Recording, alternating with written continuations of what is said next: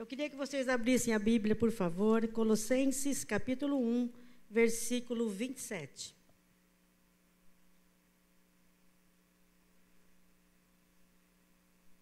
Lá no Novo Testamento, Colossenses, capítulo 1, versículo 27. Amém? Ah lá, está lá na tela. Eu vou ler aqui, ó. A ele quis Deus dar a conhecer entre os gentios a gloriosa riqueza deste mistério, que é Cristo em vocês, a esperança da glória. Amém? Cristo, a esperança da glória. É esse tema que eu pus na mensagem. Jesus, esperança da glória. O que é esperança? Eu escrevi aqui umas linhas aqui, eu quero ler com vocês, pode ser? O que é esperança? Confiança de que algo bom acontecerá. Crença de quem espera que seu desejo se torne realidade. Esperança não é a mesma coisa que fé. A fé diz respeito ao tempo presente. É crer. É crer como se você já tivesse acontecido e recebido. Uma coisa é esperar o milagre. Outra coisa é crer no milagre. Fé é crer que você receberá, independentemente do tempo, do lugar e da situação. Essa é fé. Mas esperança em Jesus, aliado à fé, sabe o que gera? Gera milagre na nossa vida. Mas como falar de esperança?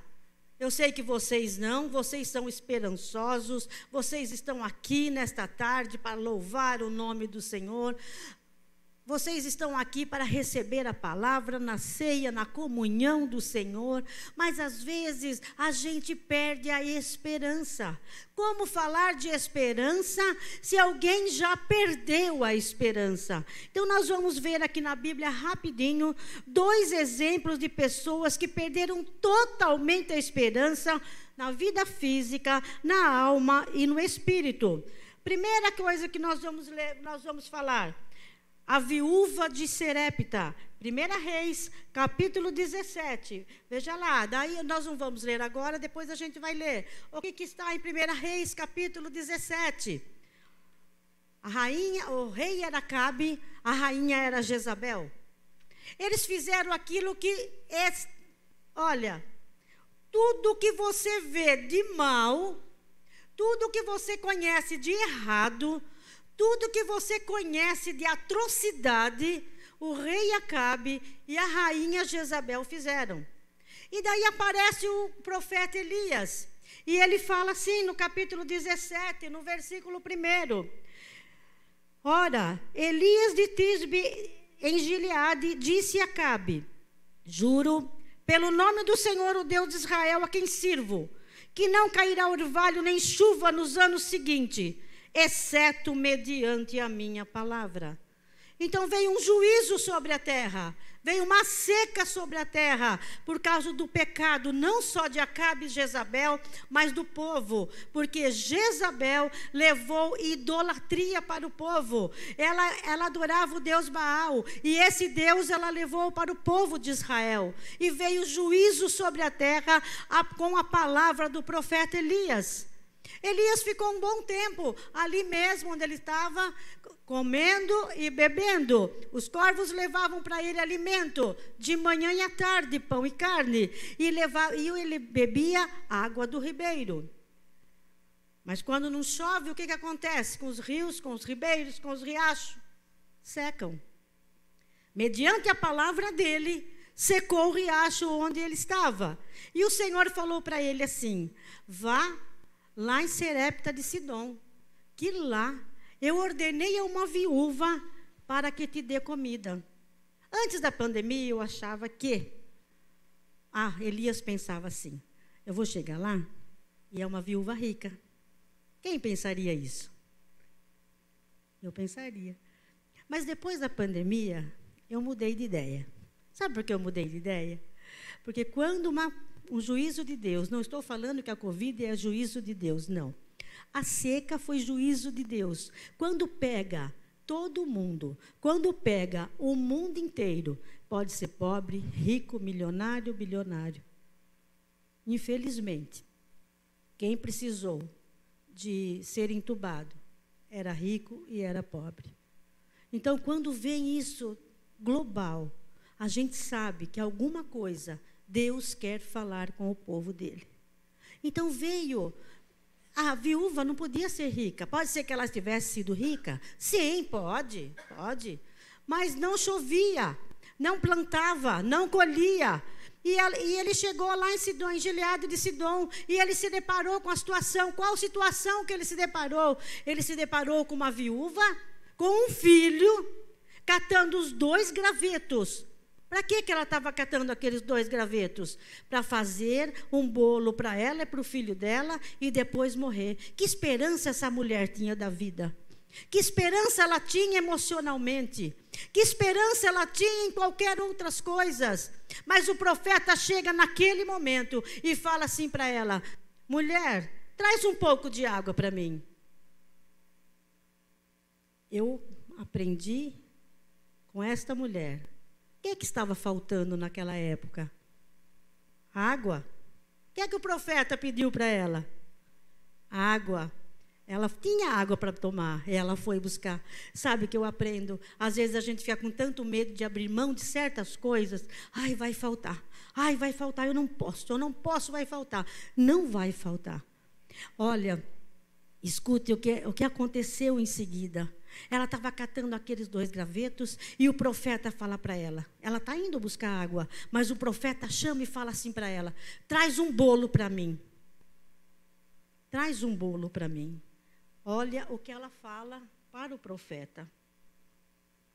Mas ela respondeu: juro pelo nome do Senhor, o teu Deus, que não tenho nem um pedaço de pão, só um punhado de farinha num jarro e um pouco de azeite numa botija. Estou colhendo os 2 gravetos para levar para casa e preparar uma refeição para mim, para o meu filho, para que comamos e depois morramos. Essa mulher tinha alguma esperança? Nenhuma. Você morre, ninguém morre de fome de um dia para o outro, morre? Também não. Quem iria morrer primeiro ali? Como estava emocionalmente aquela mãe? Como estava? O coração, a mente, o físico, talvez debilitado. Ela não tinha nada. Elias, porém, lhe disse: não tenha medo. Que palavra linda, maravilhosa para nós nesta tarde. Não tenha medo. Vá para casa e faça o que eu disse. Mas primeiro faça um pequeno bolo com o que você tem e traga para mim. E depois faça algo para você e para o seu filho. Pois assim diz o Senhor, o Deus de Israel: a farinha na vasilha não se acabará e o azeite na botija não se secará, até o dia em que o Senhor fizer chover sobre a terra. E continuando os versículos, ela fez conforme o profeta falou. Ela perdeu a esperança, mas ela não perdeu a fé, porque ela acreditou na palavra do profeta. Nós, meus queridos, estamos debaixo de palavra do profeta. Nada me faltará, prosseguindo para o alvo. Nós estamos nesta palavra. Não tenha medo de guerras, não tenha medo de rumores de guerra, não tenha medo de fake news, não tenha medo. A mesma palavra do profeta, o nosso profeta também falou: nada vai faltar, fique em paz, não deixe de ficar sem dormir por causa de ansiedade. Em nome de Jesus, o Senhor está aqui e está com você também, que está assistindo online. Oh, meus queridos, você sabe que se a gente continuar a leitura aqui nesses versículos, sabe o que está escrito? Que a farinha da panela não faltou, o azeite também não faltou, e teve comida para o profeta, para ela e para a família dela, muitos e muitos dias. Louvado seja o nome do Senhor. O segundo exemplo de desesperança que nós vemos na Bíblia é Pedro. Mateus capítulo 18 até o versículo 20, eu ia ler, mas nós estamos com o tempo curto e vocês conhecem a história. Pedro era um pescador de profissão e Jesus o chama e ele o segue. Pedro vê muitos milagres, ressuscitar mortos, ele vê aleijado andar, surdo ouvir, cego ver. Eu estava em casa estudando, falei, eu vou errar. O cego ver, o surdo ouvir, o mudo falar e o paralítico andar. Tá certo agora? Tá certo. Eu sabia que eu ia errar, mas tudo bem, vamos continuar. E Pedro viu tudo isso. Pelo menos 3 grandes milagres de ressurreição. O filho da viúva, Lázaro e a filha de Jairo. Pelo menos ele viu. Esses 3 eles viu. E Pedro chega no seu auge da vida cristã. Quem que não gostaria de escutar aqui? Você quer ver o que ele escutou? Jesus um dia estava... Eu ponho óculos, meus irmãos, porque é só de perto, eu não enxergo. Então, veja bem. Jesus estava andando pelo caminho e fala assim... O que os homens estão pensando que eu sou, né? O que eles estão falando? Aí eles falavam assim para Jesus. Uns falam que o Senhor é Elias, outro um dos profetas, e Jeremias, olha onde eles foram, que Jesus era Jeremias.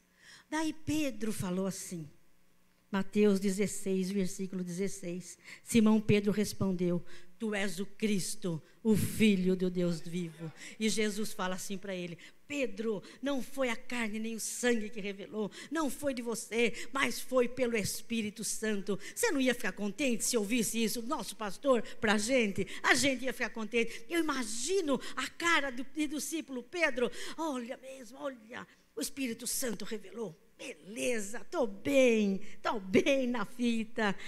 Mas quando chega o dia do julgamento de Jesus, um pouquinho antes da ressurreição, o que acontece com Pedro? Ele nega Jesus 3 vezes. Você conhece, não conheço. Você conhece, não sei quem é. Está escrito, meus irmãos, em Lucas capítulo 22, versículo 61, que os olhos de Jesus encontram os olhos de Pedro e ele chora amargamente. Que desesperança a vida de Pedro agora. E Jesus falou muitas vezes, eu vou ressuscitar. Falou ou não falou? Eu vou ressuscitar. Agora vocês pensem a situação de Pedro, depois que Jesus morreu. Vocês pensem a desesperança deste homem, que andou com Jesus quase 3 anos, que viu todas as maravilhas, mas que na hora que ele mais precisou, ele negou, ele falou que ele não conhecia. Eu vou dar um exemplo aqui, rapidinho. O pastor Eliel chega para mim e fala, você conhece o pastor Gil? Não conheço. Você não conhece? Não conheço. Chega o pastor Gil, Leninha, há quanto tempo, tudo bem? Seria bom para mim isso aí? Não, eu neguei que eu conheço o pastor Gil, por nada. Sabe, meus irmãos, é bom, sabe o quê? Ver o que está escrito na palavra do Senhor.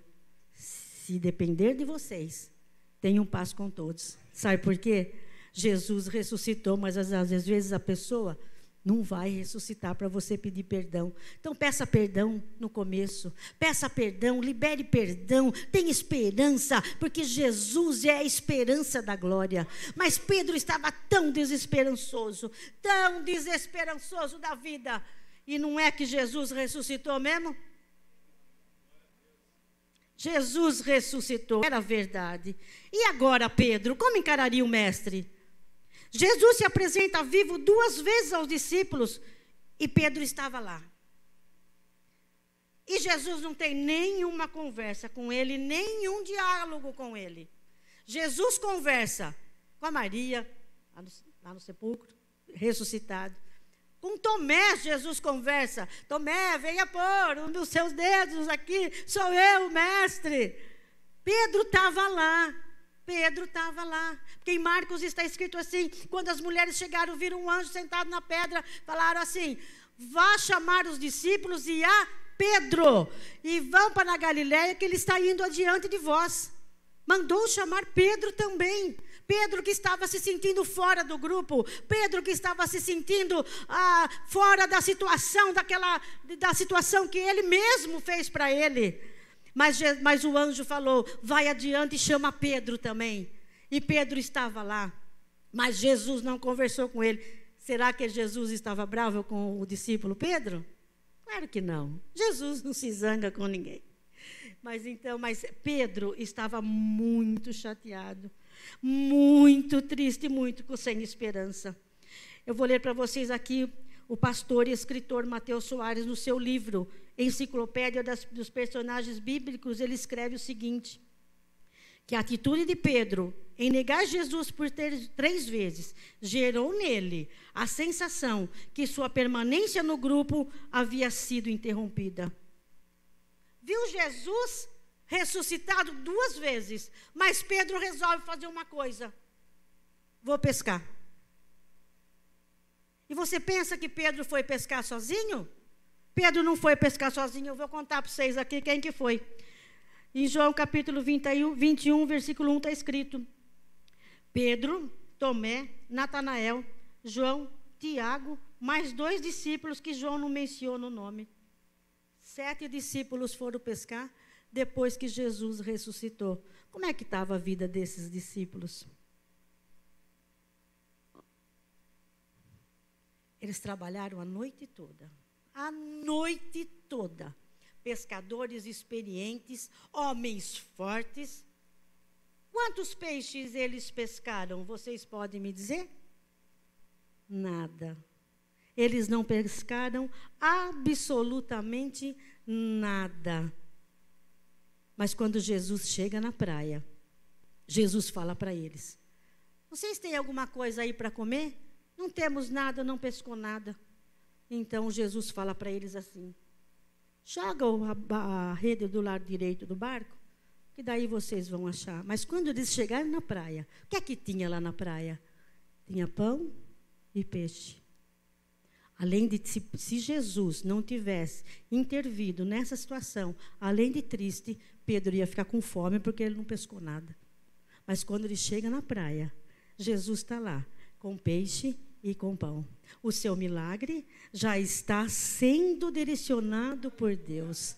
Jesus já está arrumando, já está fazendo, já está se movimentando para trazer o seu milagre. Mas por que Jesus fala assim: traga alguns peixes aqui, traga alguns peixes que vocês pescaram? Esse traga alguns peixes, meus queridos, se você ainda não recebeu o milagre, faça mais oração, faça jejum, um louvor, faça algo a mais para o Senhor, que o seu milagre, com certeza, ele vai chegar na sua vida.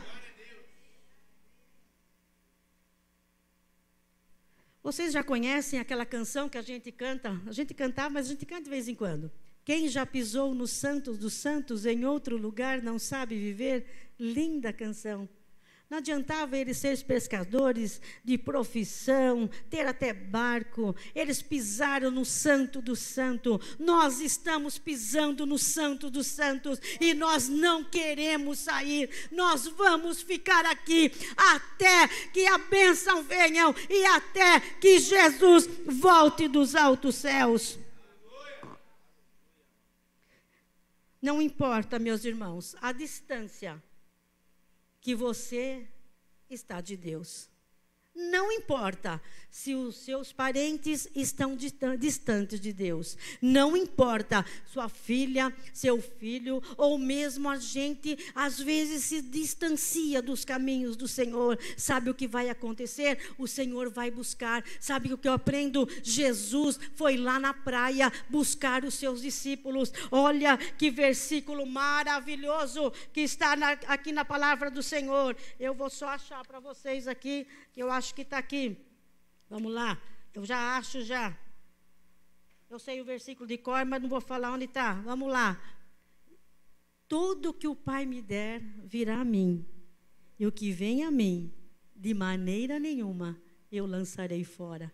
Como que Jesus não ia buscar os seus discípulos? Ia ficar na mão deles a palavra do Senhor. Ia ficar nas mãos dos discípulos a pregação do Evangelho. Ia ficar na mão dos discípulos a cura dos enfermos em nome de Jesus. E onde está a cura? E onde está a palavra? E onde está o milagre? Está na nossa mão. Olha lá, todo aquele que meu Pai me dá, esse virá a mim. E o que vem a mim, de modo nenhum nenhum o lançarei fora. Oh, meus irmãos, vocês podem até perder a esperança da vida, mas não perca a fé. Vocês podem estar longe de Jesus, mas tenha certeza que Jesus vai buscar aonde vocês estão, aonde os seus filhos estão. Oh, meus queridos, toda essa ansiedade pela família, toda essa ansiedade pelos filhos, em nome de Jesus, estão todos protegidos, estão todos guardados pelo poderoso nome de Jesus, porque Jesus é a esperança da glória. Estou indo para o final. Posso?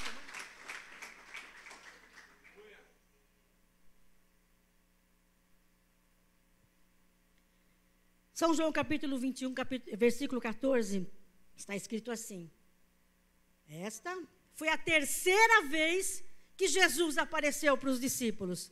Terceira vez. E ele ainda não tinha conversado com Pedro. Lembra que Pedro estava triste, sem esperança, chateado, cabisbaixo, porque eu acho que eu também ficaria. Não vou falar de vocês, porque vocês são 10, vocês não fariam o que Pedro fez, mas eu talvez faria, porque eu ficaria com medo, medrosa do jeito que eu sou, acho que até faria, mas olha, quando Jesus aparece para conversar com Pedro, olha o que ele fala para Pedro. Pedro, lá na praia, não foi na igreja, foi na praia.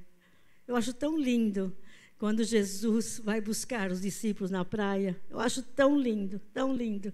E lá mesmo, Jesus restaura Pedro. Por isso que eu falo para vocês, não importa onde os seus familiares estão, Jesus vai buscar. Jesus conversa com Pedro e fala assim, há um diálogo. Pedro, você me ama? No português, a gente não consegue ver a diferença entre o amor. Mas no original, eu estudei um pouquinho isso aí, essa semana, fiquei estudando. Jesus pergunta para Pedro, Pedro, você me ama? Jesus pergunta o amor ágape, o amor sacrificial. E Pedro responde, eu gosto do Senhor.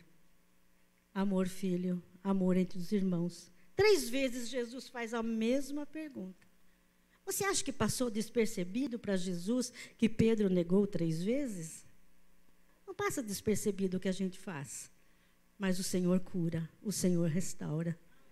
Na 3ª vez, algo maravilhoso aconteceu e Pedro foi restaurado. E 3 vezes Jesus falou assim para ele, Pedro, apacenta os meus cordeiros. E depois ele fala, Pedro, apacenta as minhas ovelhas. Quando chega no dia do Pentecostes e desce o Espírito Santo, quem é que fala pelo grupo?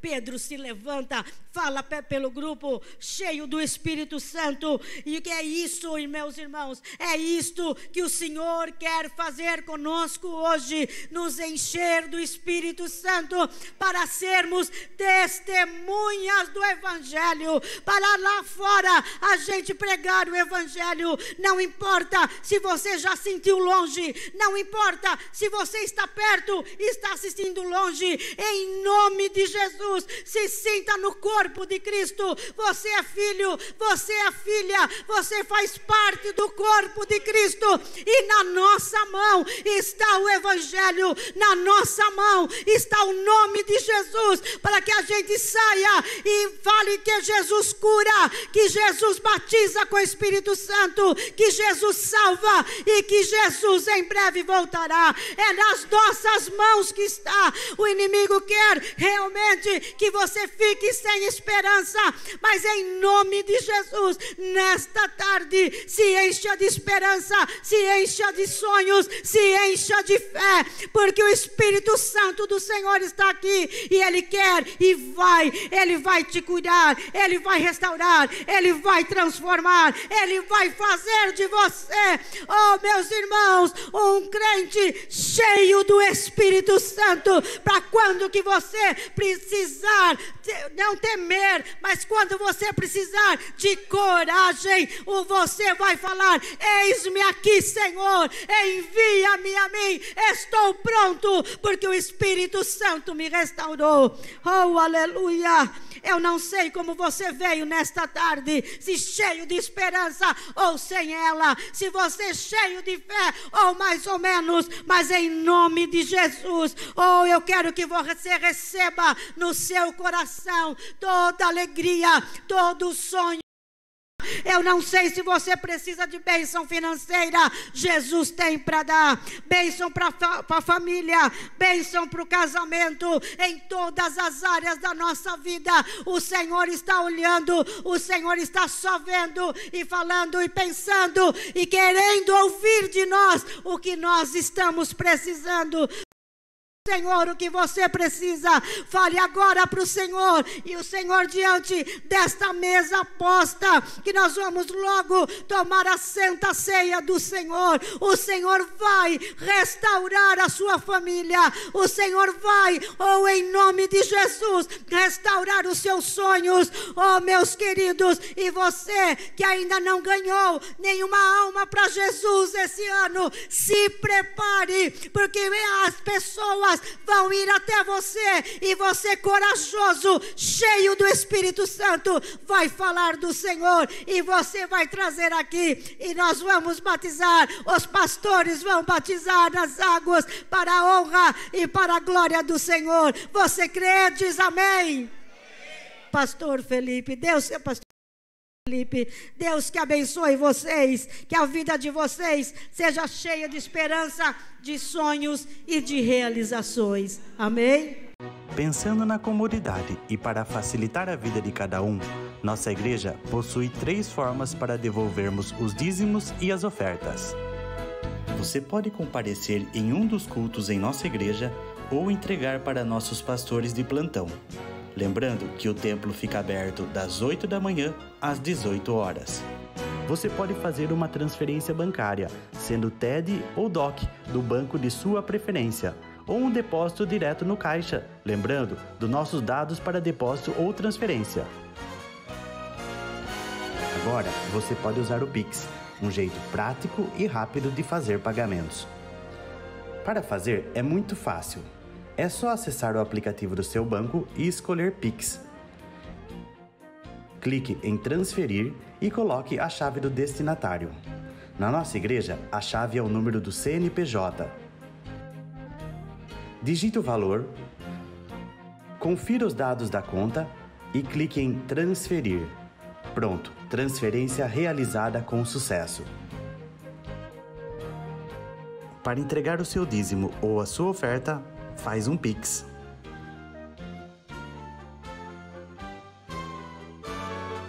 Esta é a nossa igreja. Não importa onde estivermos, estaremos sempre conectados. Lembre-se, juntos à distância.